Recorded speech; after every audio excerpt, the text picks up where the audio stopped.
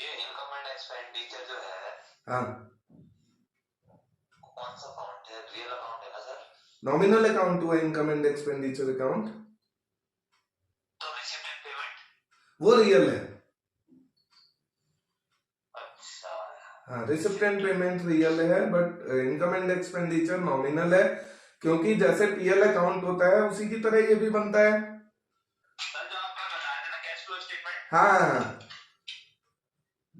तो इसमें ये कौन से सेक्शन के अंदर आता है? ये आता है 3, वो एएस कह रहे हो, अकाउंटिंग स्टैंडर्ड,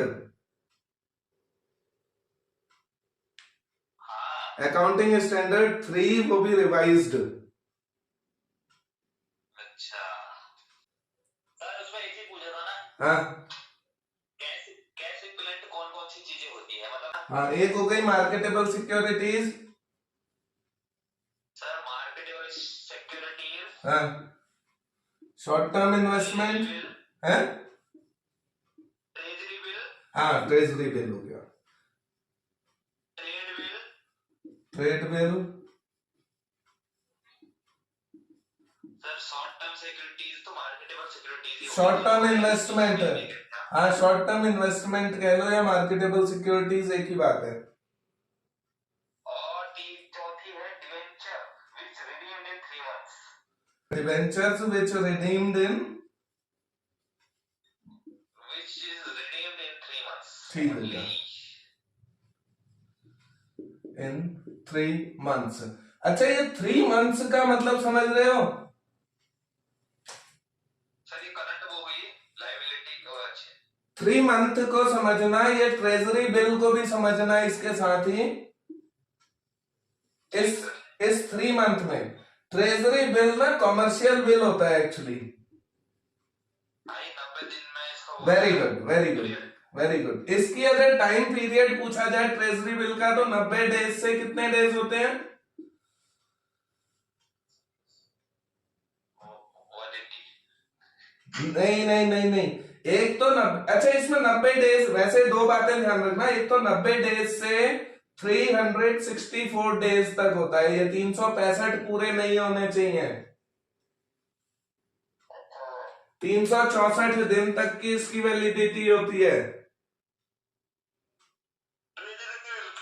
हाँ, और ट्रेजरी बिल सरकार ने ना अभी रिसेंटली 3 है, एक तो होगा 91 दिन के लिए, 90 से स्टार्ट होता है लेकिन कम से कम 91 दिन का होगा इसकी मैच्योरिटी। क्वेश्चन ये है कि मैच्योरिटी कब होगी इसकी,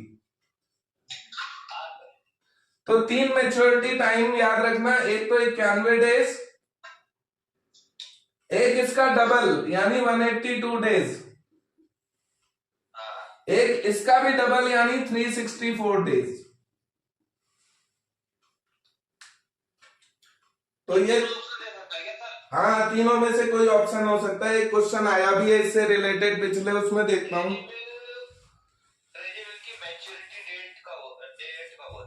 हाँ, मैंने कहीं एक क्वेश्चन देखा था ऐसा। हाँ, क्वेश्चन भी क्या था देखो, एक क्वेश्चन ये आया था, the maturity period of treasury bill is, इसका मैच्योरिटी पीरियड पूछा था, और ऑप्शंस में था, ऑप्शंस में क्या था, एक था 91 days, first option 91 days, B option था आपका 364 डेज, और थर्ड ऑप्शन था बोथ ए एंड बी, और एक था नन। तो इसका आंसर बताओ क्या है? 91 दिन है, 364 दिन है, दोनों है या कोई नहीं है? इन पर भी ध्यान रखना, ये इसी की डिटेल है, दोनों है। Very good. तो अगर ऑप्शन में एक और आ जाता है 182 दिन, तो वो भी शामिल हो जाता है इसके आंसर में। ठीक है, बात आ रही है समझ में? एक क्वेश्चन ऐसा है, टोटल डेटर अकाउंट जो हम बनाते हैं ना, टोटल डेटर्स अकाउंट, ये हम क्या जानने के लिए बनाते हैं बताओ? टोटल डेटर्स अकाउंट से हमें क्या पता चलता है, क्यों बनाते हैं हम टोटल डेटर्स अकाउंट?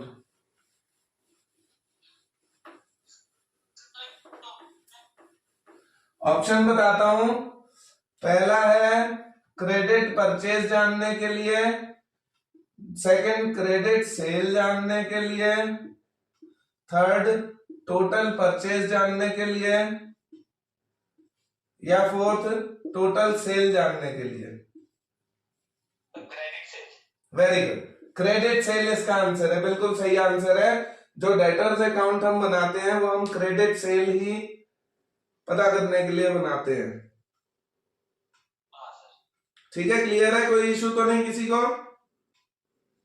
और सर क्रेडिटर अकाउंट परचेज ना। Very good, creditor account credit purchase बनाते हैं। क्रेडिटर अकाउंट अगर कहें तो क्रेडिट परचेज, डेटर अकाउंट कहें तो क्रेडिट सेल। बिल्कुल क्लियर है। हाँ सर।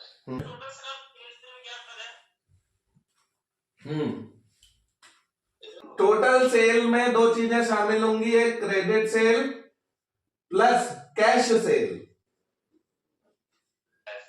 क्रेडिट और कैश, नगद भी तो बेचते हैं हम। क्रेडिट और कैश दोनों सेल से टोटल सेल बनती है। अच्छा, क्वेश्चन पूछा जाए जो अकाउंटिंग स्टैंडर्ड्स हैं हमारे एएस, जिन्हें हम कहते हैं एएस अकाउंटिंग स्टैंडर्ड्स, ये कौन बनाता है? रिजर्व बैंक ऑफ इंडिया बनाता है, गवर्नमेंट स्टेट गवर्नमेंट बनाती है, सेंट्रल गवर्नमेंट बनाती है, या आईसीएआई बनाती है?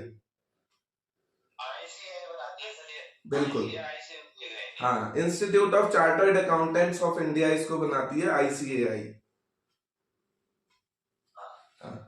अच्छा, एक क्वेश्चन और है मेरे पास, देखो, basic accounting, basic financial management कह लो, बेसिक फाइनेंशियल मैनेजमेंट, वर्ड का ध्यान रखना, कौन सा मैनेजमेंट है? Financial management. ये क्या चीज के लिए बनाया जाता है? बेसिक फाइनेंशियल मैनेजमेंट का यूज क्यों किया जाता है? क्योंकि मैनेजमेंट केवल एक ही नहीं है।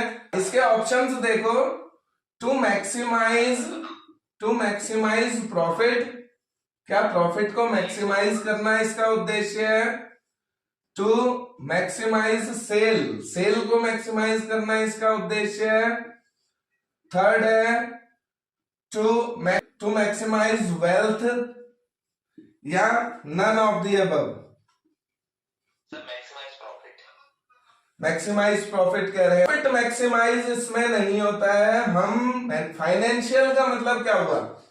फाइनेंशियल मैनेजमेंट जो हम करते हैं ना, फाइनेंशियल तीन स्टेटमेंट होते हैं फाइनेंशियल, एक होता है ट्रेडिंग, एक होता है पीएल, और एक होती है बैलेंस शीट।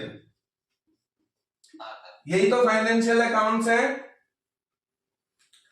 इनका मैनेजमेंट हम क्यों करते हैं ना, ये तो स्टेटमेंट है, बट इनका मैनेजमेंट क्यों किया जाता है?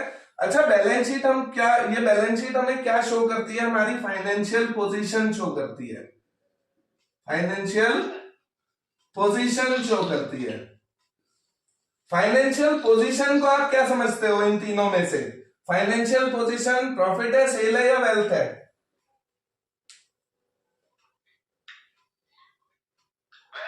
वेरी गुड, इसका आंसर वेल्थ ही है। To maximise the wealth is the correct answer. किस तरीके से देखो क्वेश्चन को घुमाया जाता है, वहां पर लगेगा आपको कि प्रॉफिट भी सही कह रहे हैं, सेल भी सही कह रहे हैं, भाई ट्रेडिंग में आती है, प्रॉफिट भी हमें पीएल से पता चल, हाँ, बट इसके मैनेजमेंट की बात कर रहे हैं। To maximise the wealth is correct answer. एक क्वेश्चन है ना, कौन सा अकाउंटिंग प्रिंसिपल नहीं है, बताना है। अकाउंटिंग प्रिंसिपल नहीं है सर। हाँ, कौन सा अकाउंटिंग प्रिंसिपल नहीं है? पहला, प्रिंसिपल ऑफ फुल डिस्क्लोजर है या नहीं है? आप पहले पूरा वो लिखो। Second, principle of expense. Third है principle of cost and benefit, और चौथा एक हिस्टोरिकल कॉस्ट। ये 4 ऑप्शन है इसमें, इसमें बताना है कौन सा नहीं है प्रिंसिपल। सर हिस्टोरिकल कॉस्ट भी है, फुल बिल- डिस्क्लोजर भी है। बिल्कुल है। तो मेरे को लग रहा है ये एक्सपेंसेस लग रहा है। बिल्कुल करेक्ट आंसर है, प्रिंसिपल ऑफ एक्सपेंस कोई प्रिंसिपल नहीं होता है। हाँ हाँ, बाकी सारे प्रिंसिपल्स हैं ये। एक और बढ़िया क्वेश्चन आया है आपसे मतलब का, credit balance in the passbook, credit balance in the passbook, passbook का क्रेडिट बैलेंस क्या है? ऑप्शन है कि ये एक्सपेंस है, सेकंड है कि क्या ये इनकम है, थर्ड में क्या ये असेट है, या फोर्थ में क्या ये लाइबिलिटी है? वेरी गुड, वेरी गुड, बिल्कुल सही है। सर इसमें एक क्वेश्चन लिखो sir, purchase journal is kept to record. हाँ, परचेज जर्नल, अच्छा क्वेश्चन है। परचेज जर्नल किस लिए बनाया जाता है, क्या रिकॉर्ड करते हैं इसमें? Cash cell, credit sale of asset, very good, credit sale of goods, चारों ऑप्शन सेम है। बिल्कुल क्रेडिट परचेज। बताओ, अच्छा क्वेश्चन है ये। परचेज जर्नल में आप क्या रिकॉर्ड करते हो? Purchase journal means purchase book, याद है? परचेज बुक है ये। परचेज बुक में आप क्या रिकॉर्ड करते हो? क्या क्रेडिट सेल रिकॉर्ड करोगे? नहीं, बिल्कुल नहीं। क्या क्रेडिट सेल, जब क्रेडिट सेल ही नहीं रिकॉर्ड करोगे तो असेट का क्या और उसका क्या? नहीं। क्रेडिट सेल ऑफ गुड्स, नहीं। इसकी जगह अगर क्रेडिट परचेज होता ना तो ये आंसर हो जाता, अगर क्रेडिट परचेज ऑफ गुड्स होता। और अगर इस सेल की जगह परचेज होती, क्रेडिट परचेज ऑफ असेट आती या नहीं? क्रेडिट परचेज ऑफ असेट आती या नहीं? सेल की जगह क्रेडिट परचेज ऑफ असेट अगर होता तो परचेज बुक में डालते। परचेज बना रहे ना, परचेज। हाँ, परचेज बुक बना रहे हो आप, तो आएगी तो पहली बात क्रेडिट परचेज ही आएगी। क्या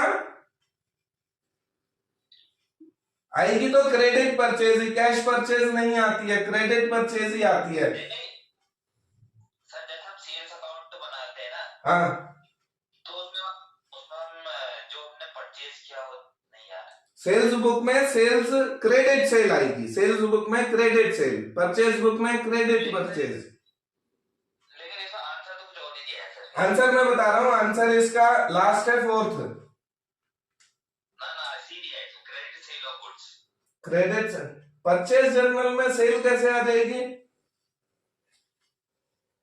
परचेज जर्नल में सेल नहीं आएगी। या तो इसका ये परचेज जर्नल की जगह सेल जर्नल होगा, या यहाँ क्रेडिट सेल की जगह क्रेडिट परचेज होगी। सर इसको मैं बाद में देख लूंगा। हाँ, इसको लेकिन लिख लो, करेक्ट आंसर बता रहा हूं। अगर परचेज जर्नल है तो क्रेडिट परचेज ऑफ गुड्स आएगी, ठीक हो गया सर। सेल्स जर्नल है तो क्रेडिट सेल ऑफ गुड्स आएगी। और इन खातों में क्रेडिट परचेज ऑफ असेट नहीं आती है, असेट की परचेज नहीं डालते हैं, ओनली गुड्स आते हैं, ये बात ध्यान रखना। तभी से क्रेडिट सेल ऑफ गुड्स का आंसर तो नहीं है। हाँ, ये गुड्स तो सही है, बट सेल नहीं परचेज होगी। यहाँ क्वेश्चन में मिस्टेक है ये, या तो यहाँ परचेज या यहाँ सेल। इसमें लिखा है credit sale of goods to Shiva should be debited to. हाँ, क्रेडिट सेल है शिवा को, टू शिवा, और किसको क्या करना है, क्रेडिट या डेबिट? डेबिट को। किसको डेबिट करोगे बताओ? सेल्स अकाउंट तो करेंगे। शिवा, क्रेडिट सेल तो क्रेडिट होगी, टू सेल हो जाएगी, एंट्री एंट्री हो जाएगी शिवा डेबिट टू सेल। तो हम डेबिट किसको करेंगे? शिवा को। A sale of goods to Vidya for cash should be debited to हाँ Vidya account, cash account, sale account, purchase account. Very good. इसको बताओ, कौन बताएगा? क्रेडिट सेल टू विद्या। इसकी जर्नल एंट्री बता दो। टू सेल तो होगा ही होगा।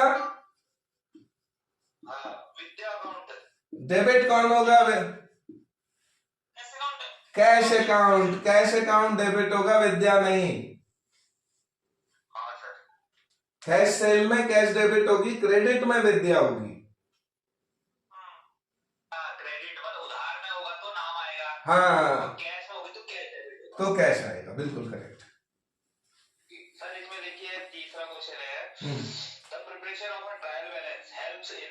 हाँ, preparation of a trial balance helps in, इससे क्या मदद मिलती है? किस चीज में मदद करता है ट्रायल बैलेंस बनाने में? उससे क्या फायदा है? Locating error in principle, locating error of omission, locating clerical error, locating compensatory errors.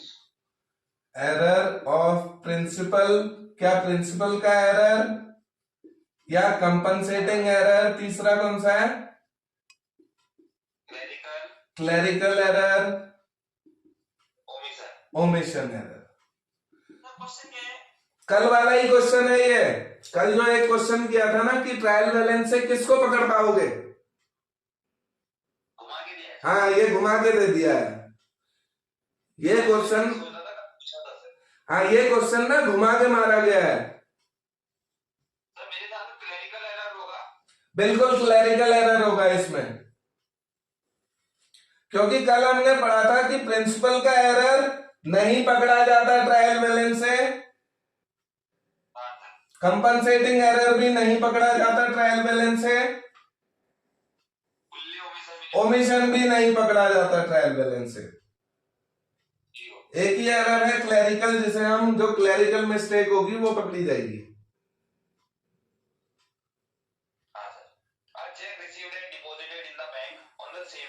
हाँ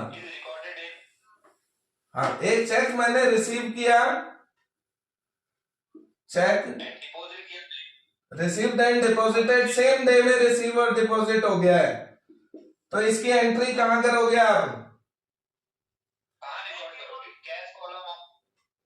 हाँ, cash column of cash book, bank column of cash book,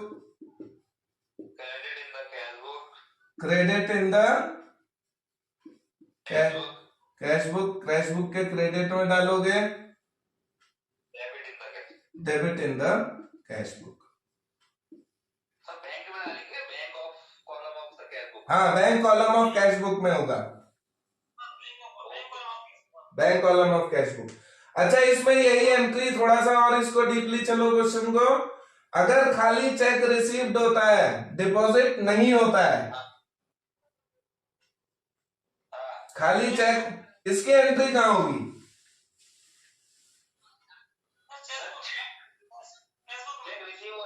हाँ, और डिपॉजिट नहीं हुआ है बैंक में, ना ना, बिना डिपॉजिट के आप कैश बुक के बैंक कॉलम में नहीं डाल सकते इसको, बिना जब तक डिपॉजिट होगा तब।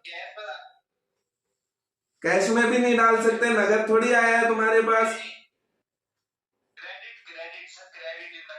क्रेडिट तो तब जाएगा जब पेमेंट होगी, ये तो रिसीव्ड है चेक, पेमेंट भी नहीं कर रहे हो तुम। नहीं, इसकी एंट्री होगी जर्नल प्रॉपर में, जर्नल प्रॉपर में। ये कैश बुक में जाएगी ही नहीं एंट्री, जब तक डिपॉजिट नहीं होगा तब तक कैश बुक में एंट्री नहीं जाएगी। अच्छा, आप ऐसा क्वेश्चन पूछना चाहते हो कि एक क्वेश्चन है ना सर, हाँ, परचेज फॉर ऑफिस फर्नीचर, ठीक हो गया। Account is recorded in. हाँ, जो ऑफिस फर्नीचर आपने, हाँ, तो किसमें आएगा? द रिकॉर्ड किसमें होगा? परचेज बुक में, कैश बुक में, सेल्स बुक में, जनरल में? कैश परचेज है, परचेज, खाली परचेज है, परचेज, हाँ परचेज बुक में जाएगा मेरे ख्याल से। जर्नल प्रॉपर में जाएगा। गुड्स नहीं है, ध्यान रखना, गुड्स नहीं है। जो sir goods furniture on account is record. Furniture बेचना मेरा धंधा नहीं है, मेरे गुड्स नहीं है वो। जो मेरे गुड्स वो होते हैं जिनको मैं खरीदता हूँ बेचने के लिए। ऑफिस फर्नीचर बेचने के लिए नहीं खरीदा है। गुड्स नहीं मार्क। इंश्योरेंस अनएक्सपोज्ड अकाउंट क्या हुआ सर? अनएक्सपोज्ड मतलब अनएक्सपायर्ड। Insurance unexpired. इंश्योरेंस पहली बात, खाली इंश्योरेंस तो एक्सपेंस है। इंश्योरेंस की प्रीमियम हम पे करते हैं ना, तो इंश्योरेंस प्रीमियम अगर है तो खाली वो एक्सपेंस है। बट अगर इंश्योरेंस अनएक्सपायर्ड है, अनएक्सपायर्ड का मतलब आपने जैसे अपनी बाइक का बीमा कराया ना, तो अभी करा लिया है आपने, एडवांस में पैसा देके ही तो कराया होगा, और अभी वो 1 साल तक के लिए जिंदा भी रहेगा। 1 साल बाद वो एक्सपायर होगा, तो अभी वो क्या है, अभी अनएक्सपायर्ड है। तो पेमेंट इन एडवांस समझो इसको, आप क्या समझोगे? Payment in advance. एडवांस में पेमेंट है, अनएक्सपायर्ड नहीं है। अब बताओ पेमेंट इन एडवांस क्या होगी? असेट है, लायबिलिटी है?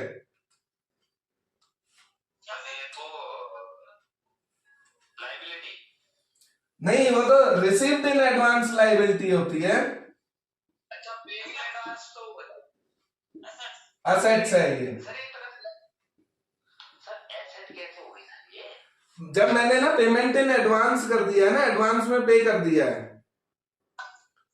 तो अब अभी और पेमेंट करनी बाकी है क्या मुझे? तो लायबिलिटी तो तब होती है जब मुझे और देना है, तब लायबिलिटी है। ये तो दे दिया है, अब लेना बाकी है, उससे सेवा लेनी बाकी है। साल भर तक तुम उसके गले पर बैठे रहोगे, मूंग तलोगे साल भर तक, है ना, बीमे में। अब आपको उससे सेवा लेनी बाकी है, तो असेट है। तो क्या अकाउंट हुआ सर? ये कौन सा अकाउंट हुआ है? अच्छा, ये वैसे क्वेश्चन है कि मतलब नॉमिनल है या ये एक्चुअली में असेट्स तो है ये पैसा। देखो मैं ना आपको फिर से एक बात बताता हूं इसके लिए, ठीक है, आपने छेड़ी है। मैंने कहा outstanding expenses, prepaid expenses, pre received income या एक्रूड इनकम, ये 4 चीजें होती है ना। अब आप ये सोचो कि मान लो मैं एक ही एग्जांपल देता हूं, आउटस्टैंडिंग एक्सपेंसेस में आउटस्टैंडिंग रेंट। आउटस्टैंडिंग एक्सपेंसेस में एक को समझना रेंट।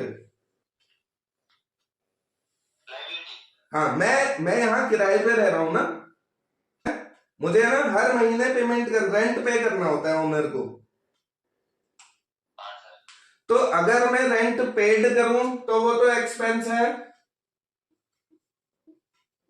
रेंट पेड तो एक्सपेंस है। बट अगर रेंट आउटस्टैंडिंग हो जाए मेरा, तो ये एक लायबिलिटी है, यानी मैंने सेवा का इस्तेमाल तो कर लिया पर अभी तक रेंट पे नहीं किया। तो ये रेंट पे आउटस्टैंडिंग रेंट तो डालूंगा, पर क्या इस आउटस्टैंडिंग रेंट के अंदर मैं अपने मकान मालिक का, हाउस ओनर का नाम नहीं लिख सकता हूं कि इसको 2000 रुपए देने हैं मैंने? बिल्कुल लिख सकता हूं भैया। बात को फिर से समझना, मैं जो बैलेंस शीट बनाऊंगा ना, बैलेंस शीट बनाता हूं, तो बैलेंस शीट में मुझे एक चीज बताओ, यहां मैं डेटर लिखता हूं, डेटरों में क्या मैं अपने डेटर्स के नाम नहीं लिख सकता? ABCD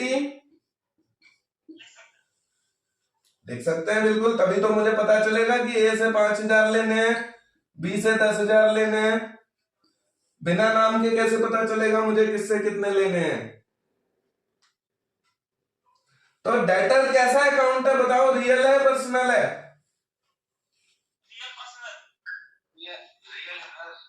डेटर पर्सनल है debtor. Personal sir, personal. Debtor personal account है। क्यों पर्सनल है? क्योंकि मैं डेटर में ABCD नाम लिख सकता हूं इनके। क्रेडिटर भी बिल्कुल, क्रेडिटर यहां लिखूंगा। क्रेडिटर में मैं लिख सकता हूं कि मुझे A को 10,000 देने हैं, B को 20,000 देने हैं, तो टोटल मेरी लायबिलिटी है 30,000 की। बिल रिसीवेबल के बारे में बताओ। Bill receivable, personal. Bill receivable personal नहीं है। रियल? हाँ, क्यों रियल है? फिर से समझना। आपने बिल ऑफ एक्सचेंज पढ़ा है ना? मैंने पढ़ा है, वो मैं भूल गया। बिल ऑफ एक्सचेंज पढ़ा है। एक बात समझना, मैं जब सेल करता हूं तो डेटर को डेबिट कर देता हूं, फिर जब बिल वो एक्सेप्ट कर लेता है तो यहां से ये डेटर को खत्म करके मैं बिल रिसीवेबल में 5,000 डाल देता हूं। ऐसा करता हूं नहीं करता हूं? नॉमिनल तो हो ही नहीं सकता। नॉमिनल तो PL अकाउंट वाले आइटम है, नॉमिनल नहीं है, क्योंकि ये बैलेंस शीट में आता है और बैलेंस शीट में दो ही अकाउंट मिलते हैं, या तो रियल या पर्सनल। अब ये रियल क्यों है? क्योंकि जब मैंने सेल करी A को तो मैंने A के नाम से 5,000 डाल दिया। जब वो मेरा बिल एक्सेप्ट कर लेगा ना, बिल ऑफ एक्सचेंज वाला बिल एक्सेप्ट कर लेगा, तो मैं यहां से A का नाम काट के बिल रिसीवेबल अकाउंट में 5,000 डाल दूंगा, तो नाम खत्म हो गया ना अब A का, यानी पर्सनल खत्म हो गया, रियल अकाउंट रह गया। यहां नाम नहीं आता है, बिल रिसीवेबल में नाम नहीं आते हैं किसी के।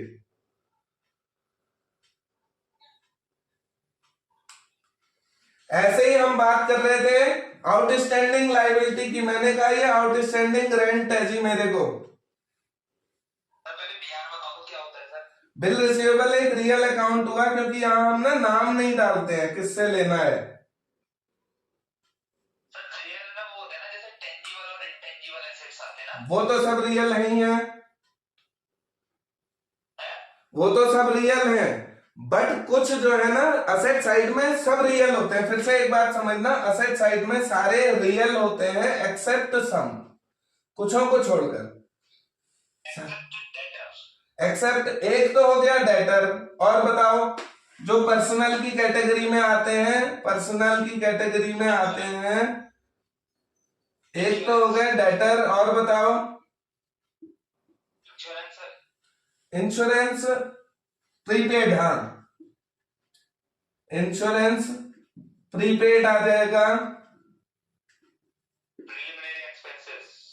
प्रिलिमिनरी एक्सपेंसेस बिल्कुल आ जाएंगे। एक्रूड इनकम, सर आउटस्टैंडिंग नहीं है इसमें? आउटस्टैंडिंग तो लायबिलिटी होती है। अरे नहीं, मतलब आउटस्टैंडिंग क्या होती है? प्रीपेड। हाँ प्रीपेड ये हो गया। हाँ ठीक है। एक्रूड इनकम भी आ गई। एक अकाउंट और होता है बैंक अकाउंट। अच्छा, बैंक। क्यों होता है बैंक अकाउंट पर्सनल, पता है? क्योंकि यहां आप खाली बैंक अकाउंट नहीं लिखते हो, आपका जिस बैंक में खाता होगा ना, सपोज आपका खाता यूनियन बैंक में है, तो आप यहां बैंक अकाउंट में लिखोगे यूनियन बैंक ऑफ इंडिया।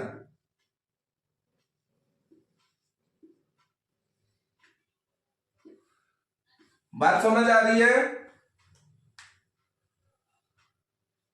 मान लो मेरे पास दो खाते चलाता हूं मैं बिजनेस के लिए।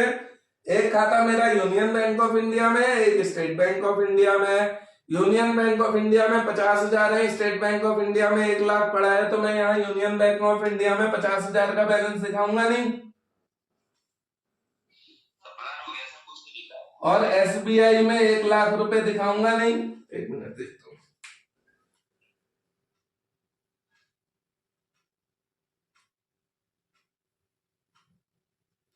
अब दिखा? तो मैं यहां पर ये दिखाऊंगा कि मेरे यूनियन बैंक ऑफ इंडिया में 50,000 रुपए पड़े हैं, स्टेट बैंक ऑफ इंडिया में 1,00,000 पड़े हैं, तो नाम दिखा सकता हूं ना मैं यहां। तो ये पर्सनल अकाउंट है। ऐसे ही आउटस्टैंडिंग रेंट ना, आउटस्टैंडिंग रेंट तो है 10,000 मान के चलो, लेकिन मैं यहाँ अपने ओनर का नाम लिख के दिखा सकता हूँ कि मुझे इसको 10,000 रुपए आउटस्टैंडिंग है, इसको देने हैं, तो ये एक पर्सनल खाता है। हाँ, असेट्स सारे असेट्स होते हैं, बट कुछों को छोड़ के हैं। नॉमिनल तो सारी पीएल अकाउंट, बैलेंस शीट को भूल जाया करो नॉमिनल के समय। पीएल अकाउंट देखो, इससे ऊपर जो बनता है उसमें जितनी आइटम है सारी नॉमिनल है। ट्रेडिंग या पीएल अकाउंट में जितनी आइटम है सारी नॉमिनल है।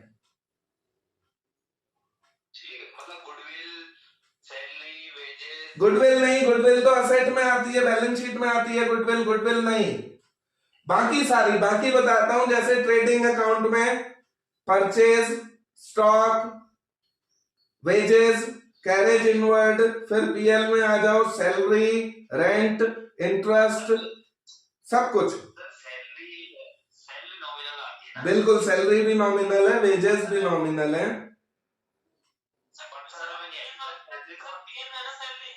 हाँ, सैलरी पीएल अकाउंट में है।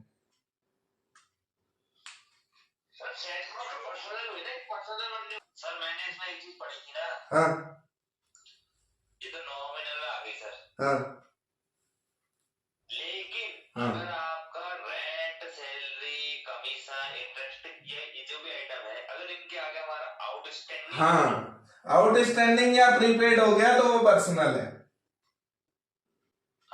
हाँ, अगर जैसे देखो इंश्योरेंस प्रीपेड तो पर्सनल में आ गया, इंश्योरेंस प्रीपेड।